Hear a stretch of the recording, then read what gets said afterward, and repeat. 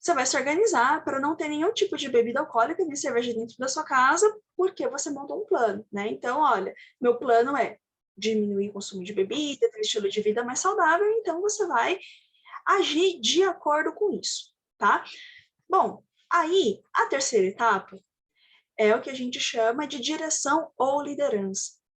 Então, é nessa etapa que a gente discutiu muito ao longo das últimas semanas, basicamente sobre liderança, sobre motivação, sobre, enfim, meios pelos quais as pessoas se mantêm na linha e também formas de a organização manter as pessoas no controle, tá?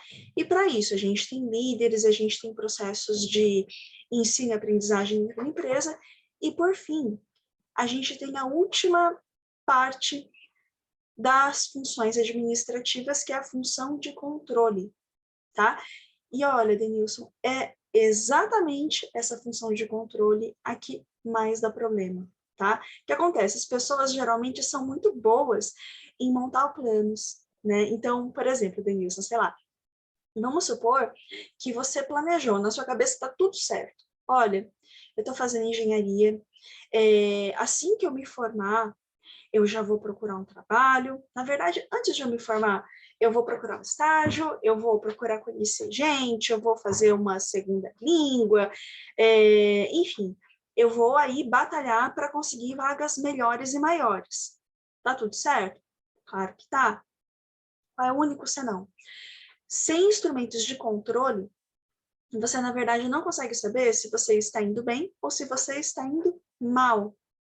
Sem você ter algum tipo de feedback, sem você ter algum tipo de norte, fica difícil saber se as coisas estão indo bem ou não, tá? E essa aula fala exatamente sobre isso, tá? Tão importante quanto você planejar algo, você precisa de estratégias de mensuração para saber se a coisa vai dar certo ou se não vai dar certo. Até aqui tá tudo bem? Então, sei lá, como que você faz para saber se você está com febre? Né? Você mede, né? E você pega um termômetro. Então, você está falando que está tudo bem, então tudo bem. Daí, dentro do controle, a gente tem duas atividades centrais. Primeira atividade é monitorar atividades, ou seja, ver se está tudo. Você vai monitorar, você vai ficar de olho para ver se as coisas estão funcionando de uma forma adequada ou não, tá? E, caso não estejam, você vai corrigir desvios, né? Eu vou procurar aqui um vídeo para ilustrar esse conceito, tá? Denilson, você tem na sua família crianças? Você tem algum irmão, alguma criança pequena na sua família?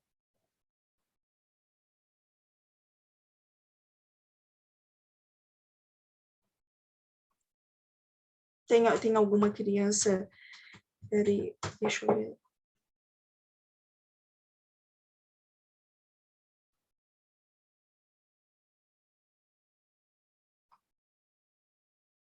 Cadê? Meu Deus.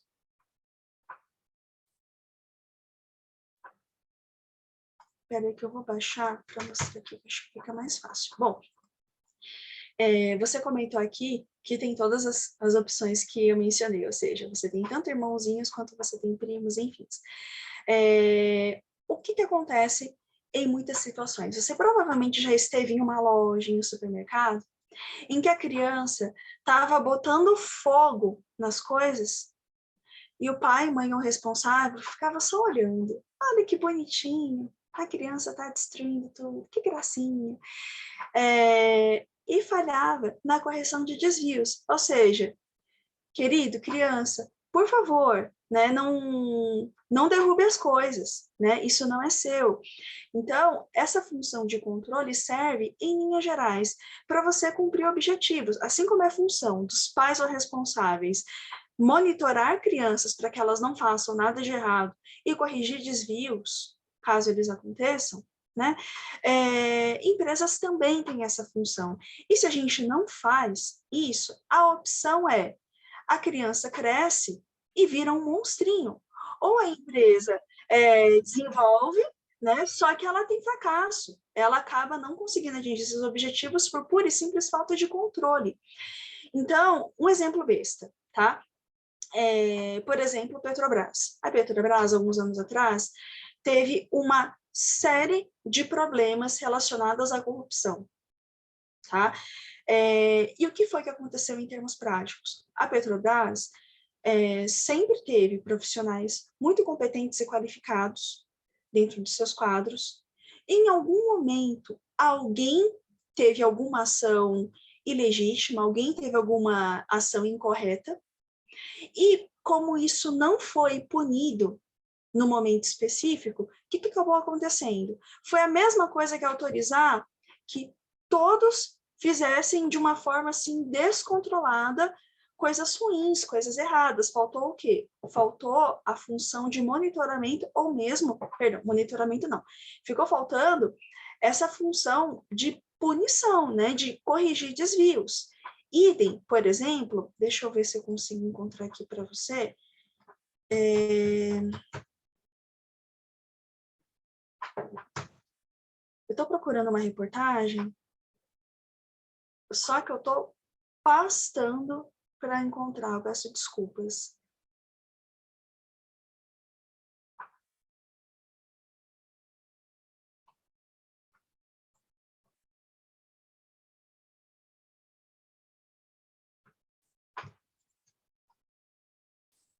Peraí.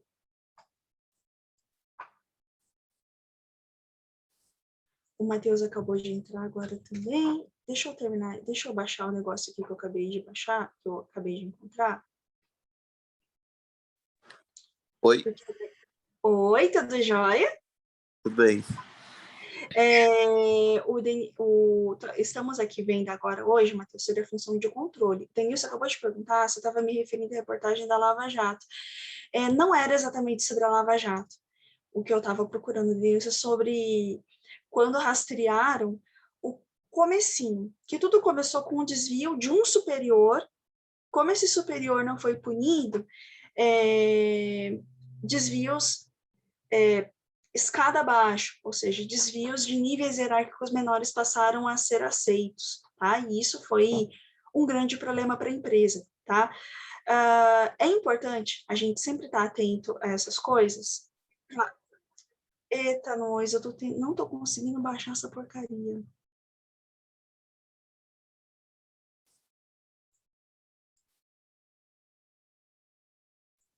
Mas que nervoso. Gente, eu tenho certeza que se fosse...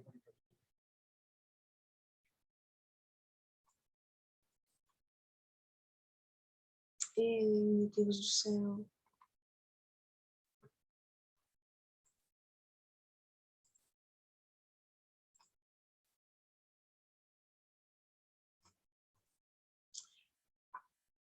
Eu vou ter que desistir desse vídeo, gente. Infelizmente, eu não tô... Eu queria baixar um vídeo para vocês, mas eu não tô conseguindo.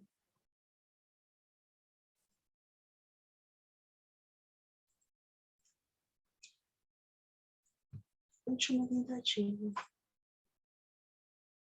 Deixa eu ver se vai, mas eu tô achando que... o Deilson tá aqui comentando que ele viu isso na série. Como que era esse documentário, Deilson? Oi, tá me ouvindo? Então, o documentário, ele mostrou que eles começaram a investigar um grupo totalmente distinto ali, até o final que eles chegaram, né? Eles começaram a investigar um grupo de pessoas que acho que desviavam dinheiro ou lavavam dinheiro através de um lava-jato mesmo, por isso que tomou esse nome, não é? Acho que é isso. E acho que era aqueles lava-jatos que tinham tipo escritorinhos ou era um lava-jato mesmo?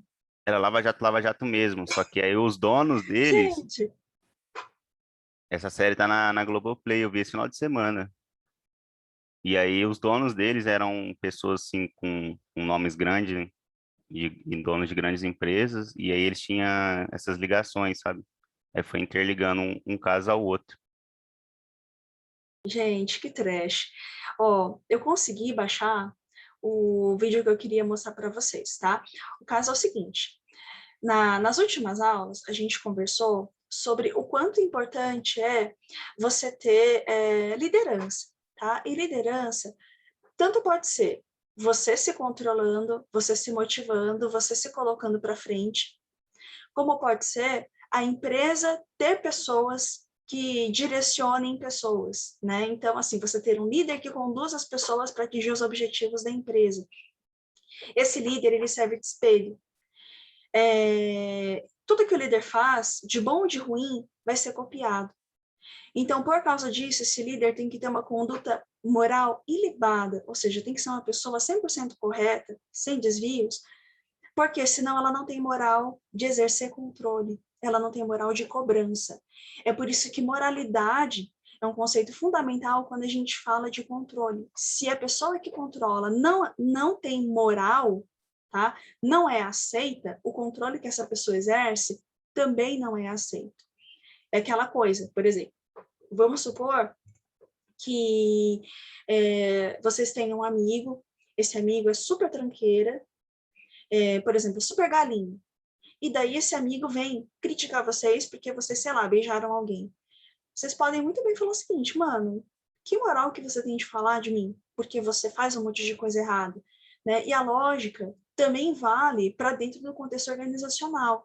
A gente aceita controle quando esse controle é legítimo. E aí, gente, um ponto que é crucial a gente falar é o seguinte: geralmente, as empresas queimam muito tempo planejando, montando planos, estratégias, mas as empresas perdem e não atingem objetivos precisamente porque falta o controle daquilo que é realizado.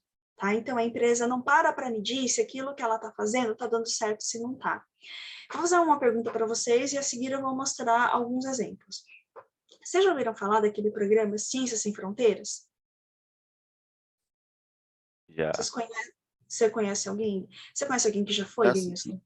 Conheço, tem um rapaz que a gente estudou aqui no Monte Carmelo, e antes de ele ingressou para a UFO, eu lembro que ele fez para os Estados Unidos, que ele fazia algo relacionado à arte.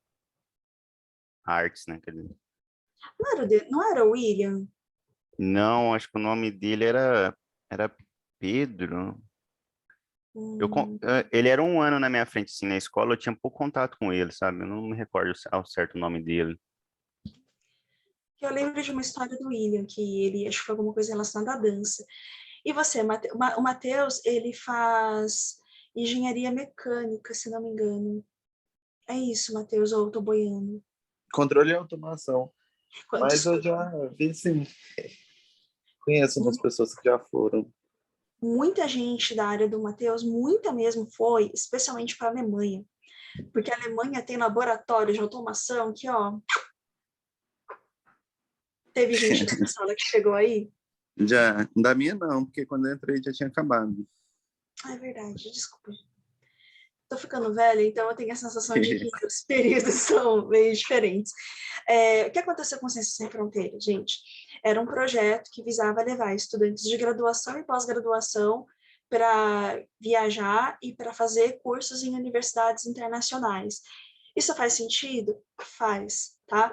Porque uma vez que aqui no Brasil a gente ainda não desenvolve tecnologias, aí por que a gente não desenvolve?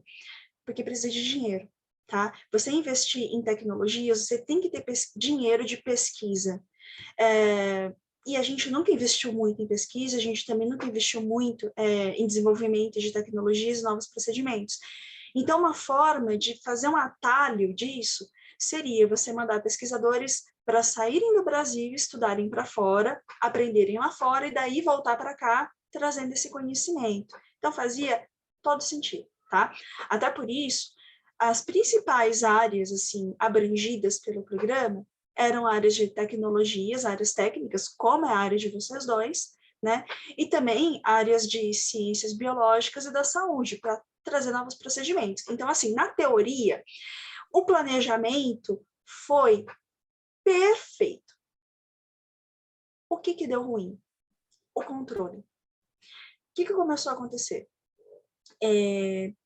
Poucas pessoas, e assim, eu vou destacar, poucas, O Denilson tem um conhecido que foi e aproveitou muito, né? Estudou, fez ali coisas bacanas nesse intercâmbio.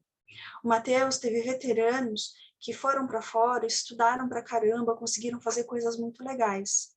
A maioria das pessoas que foi e se candidatou para o Ciências Sem Fronteiras tinha tanto um histórico acadêmico, ou seja, era muito bom já na faculdade, né? E quando foi para fora, continuou sendo bom, continuou estudando, aproveitou a oportunidade. Mas teve uma minoria que simplesmente pegou o Ciências Sem Fronteiras como oportunidade de turismo. Então, o programa, ele falhou por não estabelecer algumas métricas de controle e monitoramento dos estudantes. O que é isso, gente? Isso é falha do processo de de corrigir desvios. Então, tanto não houve monitoramento de atividades, como não houve punição dos desvios. Então, por isso começou a gerar um certo mal-estar, sabe? Algumas poucas pessoas simplesmente estavam mais curtindo do que propriamente estudando. De novo, estou destacando que foram poucas, a maioria fez tudo certinho. O que aconteceu? A gente já estava vivendo um momento de discussões políticas muito acirradas, existiam pessoas que eram radicalmente contra o programa e eu nunca consegui entender o porquê alguém seria contra um programa dessa natureza. Como resultado, o programa ele entrou na lista de cortes e foi cortado, tá? Isso é uma coisa particularmente triste, porque o programa tinha coisas maravilhosas a oferecer e ele foi cortado basicamente por falta de monitoramento, tá? Deixa eu pausar aqui o nosso vídeo, porque eu quero mostrar a vocês uma reportagem curta falando sobre o fim do Ciências Sem Fronteiras, tá? E eu não posso deixar o nosso vídeo gravando, porque quando eu jogar esse nosso encontro para o YouTube, se eu jogar com trechos de vídeo de pessoas externas, meu vídeo é derrubado. Peraí. Aí, pessoal, nesse vídeo a gente viu, em linha geral, o moço fez comparativos muito pertinentes. O que aconteceu? O programa foi cortado usando como argumentação o custo, né? Qual que é a grande questão? Não foi só o custo, foi a percepção de controle que o governo deixou de passar para a comunidade. Então, as pessoas começaram a falar a respeito do programa como sendo algo, como que eu posso dizer? Algo negativo por causa da conduta de algumas poucas pessoas. Ao invés de se melhorar o sistema de controle, se entendendo que é necessário você fazer intercâmbio, é necessário você fazer coisas novas para você levar o país para coisas maiores, o pessoal acabou fazendo o quê? Abrindo mão desse controle e focando a estratégia do país no curto prazo e não no longo prazo, tá? Isso é uma coisa muito séria e que reflete o jeito como o gestor brasileiro pensa em relação ao controle.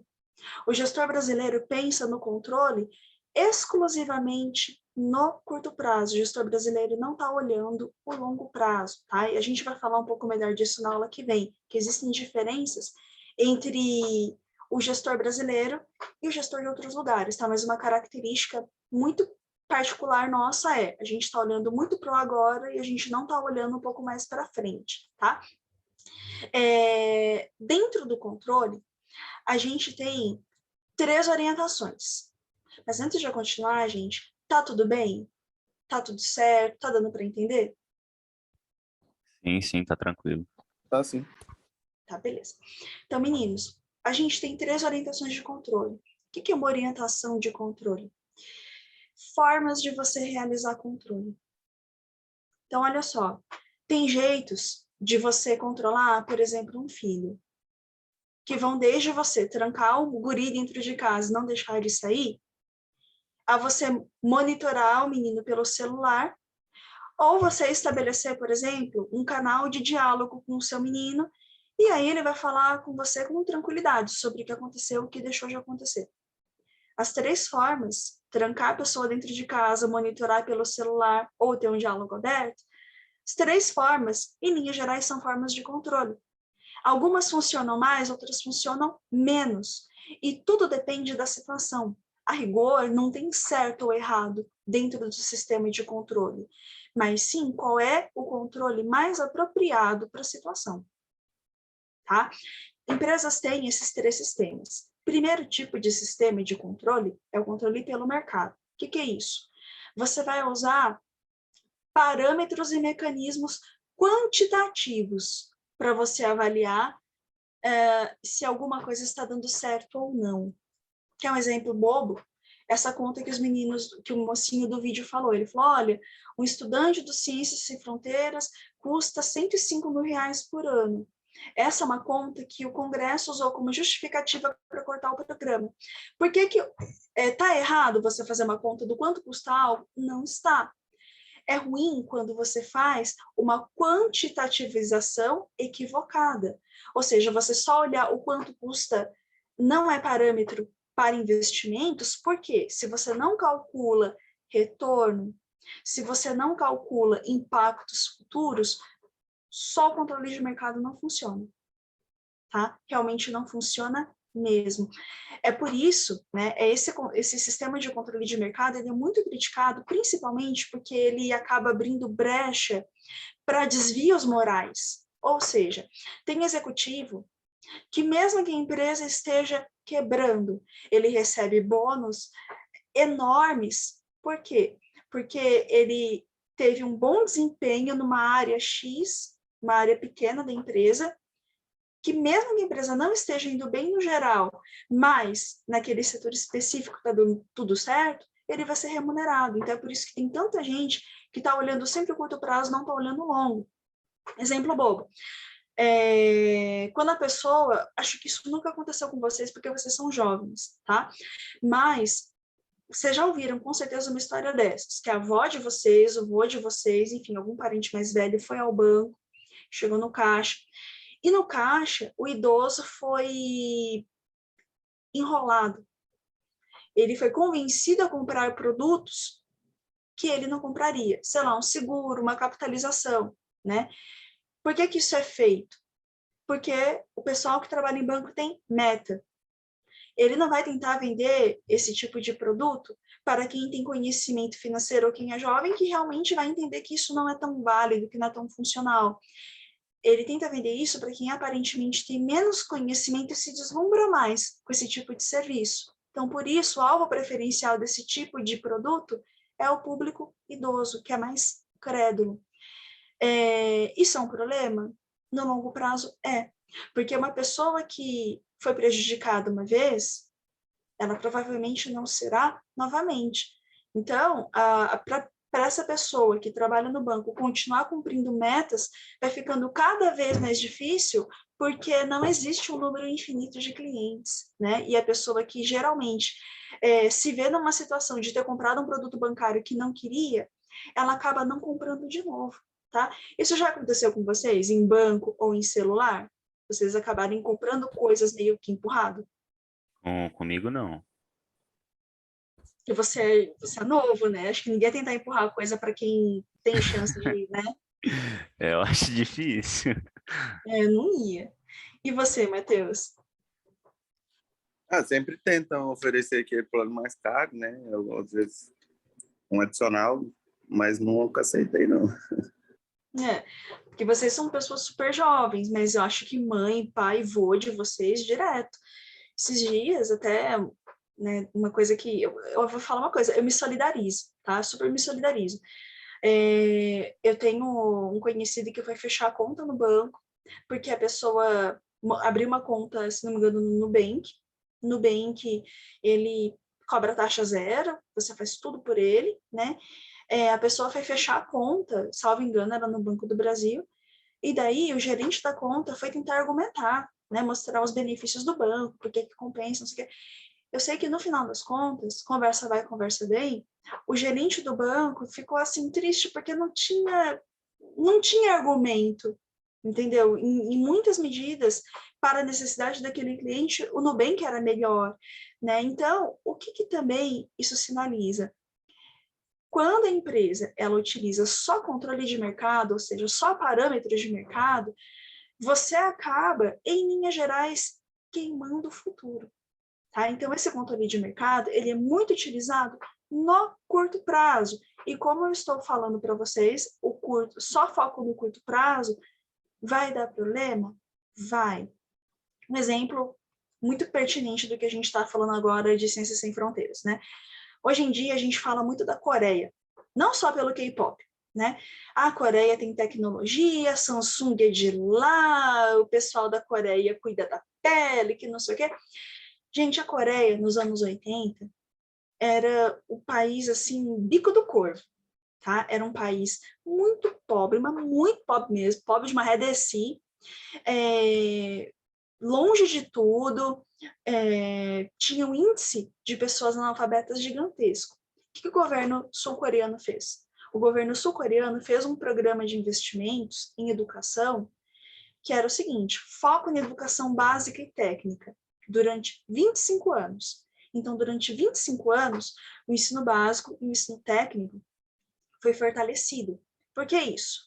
Porque não adianta você colocar investimento só em faculdade se a pessoa não sabe o básico. A pessoa acaba não acompanhando o que é ensinado na faculdade, porque falta bagagem mesmo, né?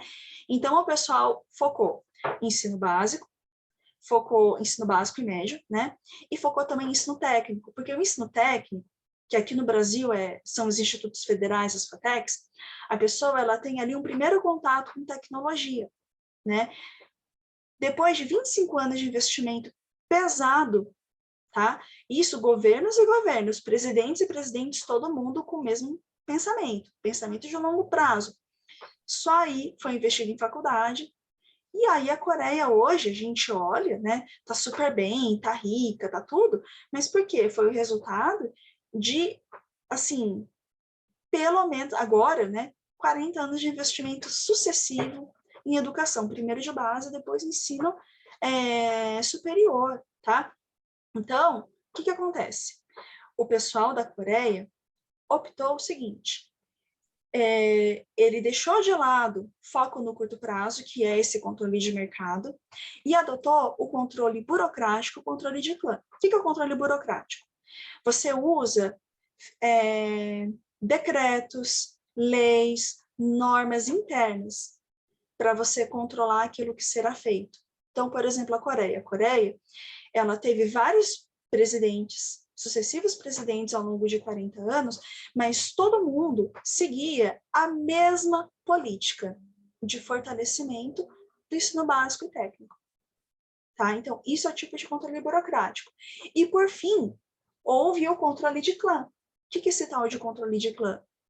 Você garantiu que a sociedade, que as pessoas daquele país entendessem que era melhor olhar o longo prazo, olhar o ensino como uma prioridade, do que você gastar dinheiro com outras coisas. Tá? Então, o controle de clã é quando você tenta mudar a visão de mundo das pessoas. Tá? Porque, assim, não é fácil você convencer as pessoas a fazerem algo, tá? Você só consegue as convencer quando elas se sensibilizam em relação a algo, quando elas veem que é importante.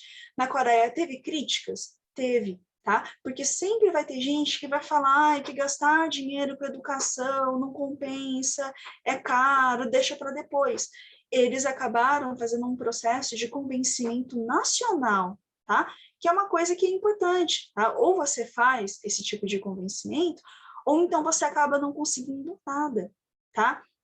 Então, quando a gente está falando de sistemas de controle, não é só você, como que eu posso dizer, você ficar de olho naquilo que a pessoa faz, ficar ali fazendo aquele microgerenciamento. Trata de você pensar no longo prazo, que tipo de estratégia é mais válida, tá? Agora, gente, eu queria mostrar, aí agora sim, o vídeo lá que eu estava tendo dificuldade de baixar. Eu quero mostrar para vocês um resuminho do caso da Enron. A Enron é uma empresa norte-americana que atuava no setor de energia. O que aconteceu? Os executivos da Enron, eles estavam de olho exclusivamente em controles de mercado. Ou seja, em lucratividade, em preços, porque era com base nisso que era calculado o salário e o bônus deles. Então, o que eles fizeram? Os líderes dessa empresa forjaram documentação, forjaram preços, forjaram um monte de coisa para tentar garantir maiores salários. E os funcionários, quando viram o líder fazendo coisa errada, começaram a fazer também. E aí, gente, foi uma quebradeira geral. Eu vou mostrar para vocês um vídeo que é o resumo do que aconteceu nessa empresa. E eu vou ter que pausar a gravação porque, né, não posso subir depois o vídeo com vídeos de outras pessoas. Peraí, né? Esse videozinho da Aaron, o que a gente vê? Esse caso da Aaron, ele foi escandaloso porque o pessoal criou um conceito que se chama contabilidade criativa. Ou seja, você cria números, divulga números como se eles fossem verdadeiros, e você ganha recompensas com base nesses números que você tirou do seu nariz, porque não tem base real. Só que chega uma hora, não tem jeito, você tem que entregar. E a empresa, quando o pessoal, a diretoria da empresa percebeu que a empresa não tinha valor de mercado real, que eles iam ter que justificar de alguma forma, eles ainda fizeram uma coisa horrorosa. Eles manipularam o preço, venderam tudo que eles tinham de ação dessa empresa para conseguir ganhar ainda mais dinheiro. E quando foram presos, eles disseram o seguinte: não é nossa culpa, a gente fez nada mais do que aquilo que o mercado permite. Né? Então, assim, ainda tentando, em linhas gerais, colocar a culpa no acionista por ter confiado neles. Né?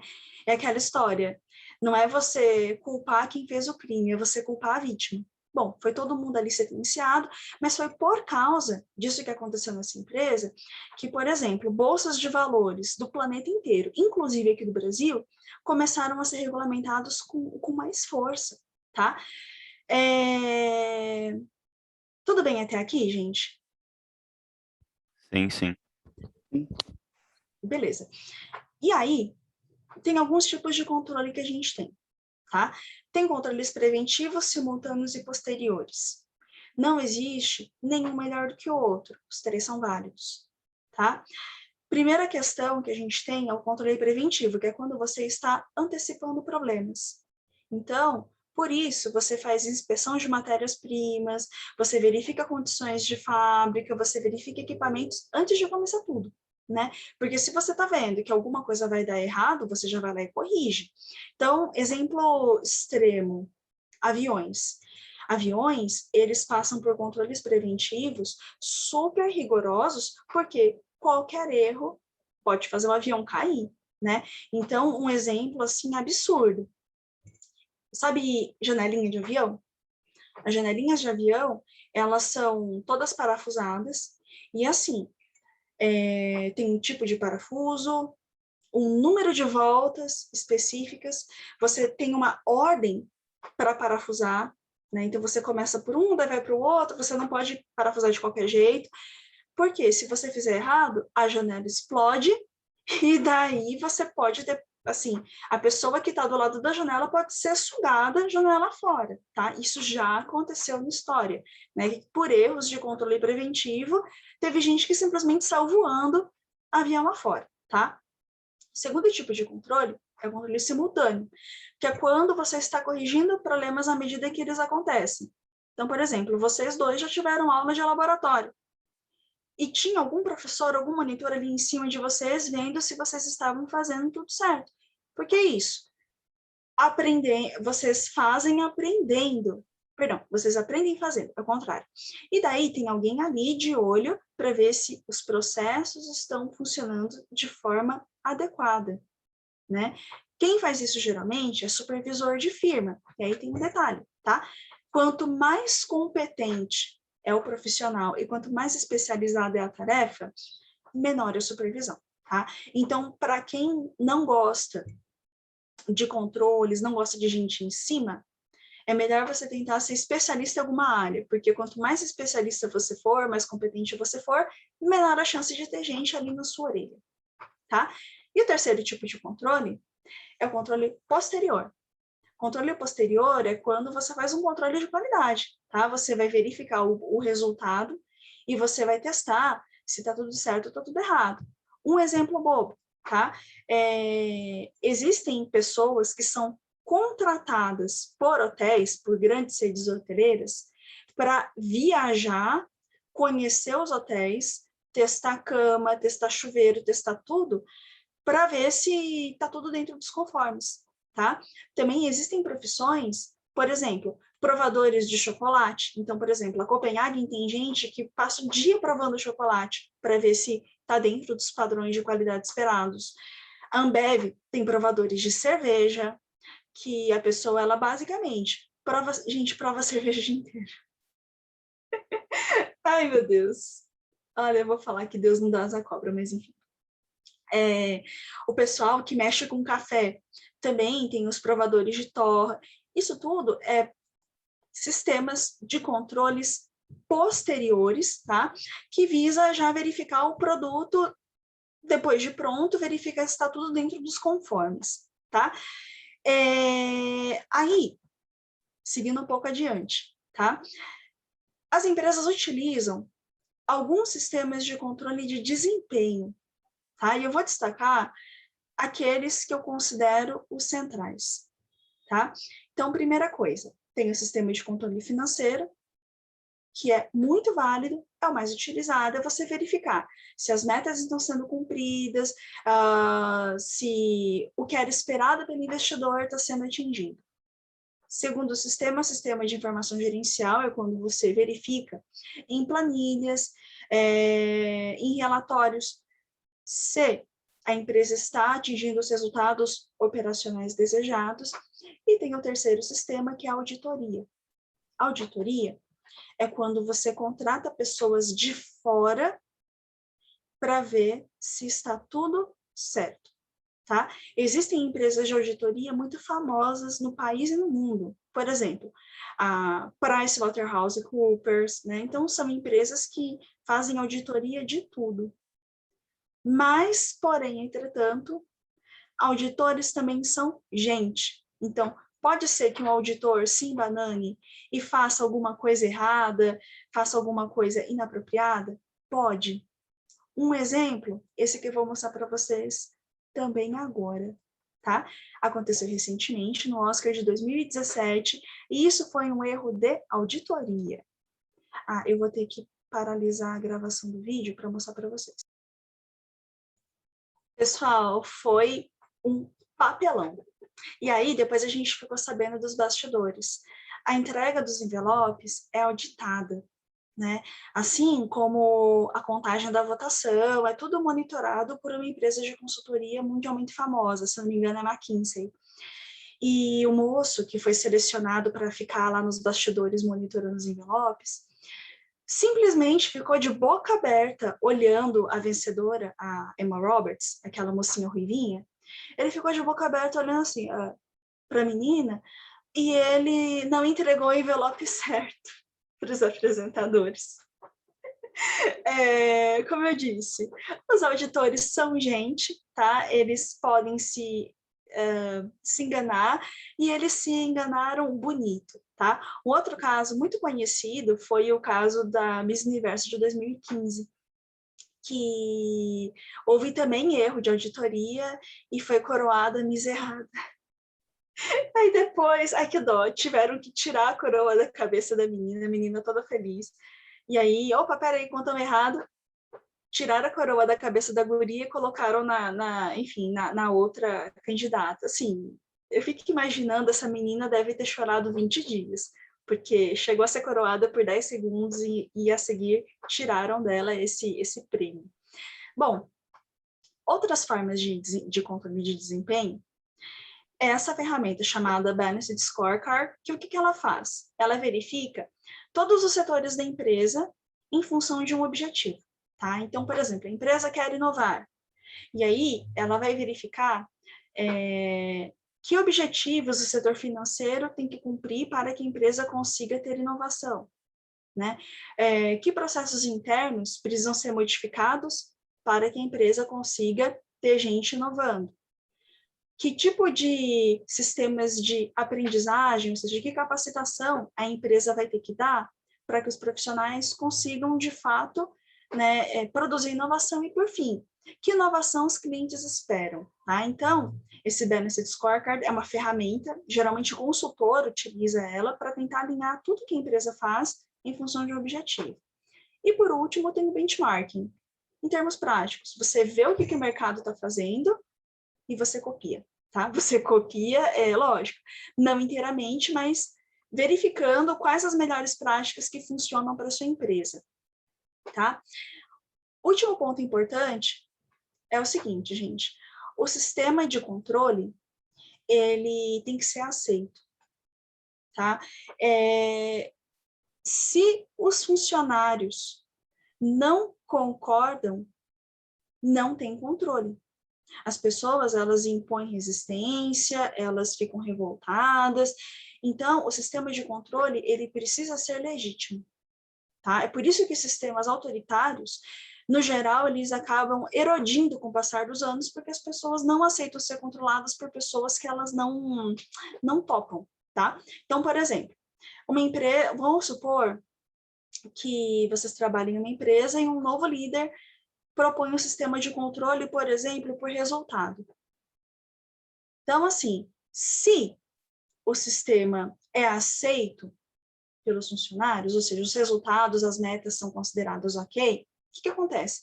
As pessoas aceitam, o sistema é usado, né, ele passa a ser praticado, e aí essas metas passam a motivar o seu desempenho. Ou seja, olha, eu sei que eu preciso produzir tanto.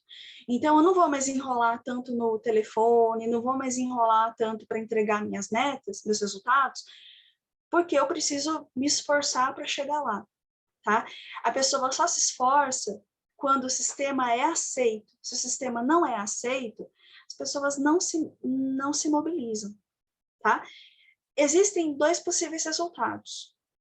As pessoas podem melhorar o desempenho, porque assim, o desempenho vai trazer resultados positivos, ela vai ter mais dinheiro, ela vai receber recompensas, então, por isso, ela se motiva a melhorar.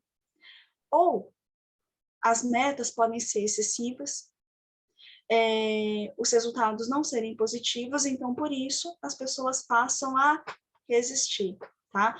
Então, seja qual for o sistema, ele precisa ser considerado válido pela maioria, porque aquela história, a gente não aceita o controle se ele não fizer sentido, se ele não for válido para o nosso contexto. Tá certo, gente? Tudo bem até aqui? Sim.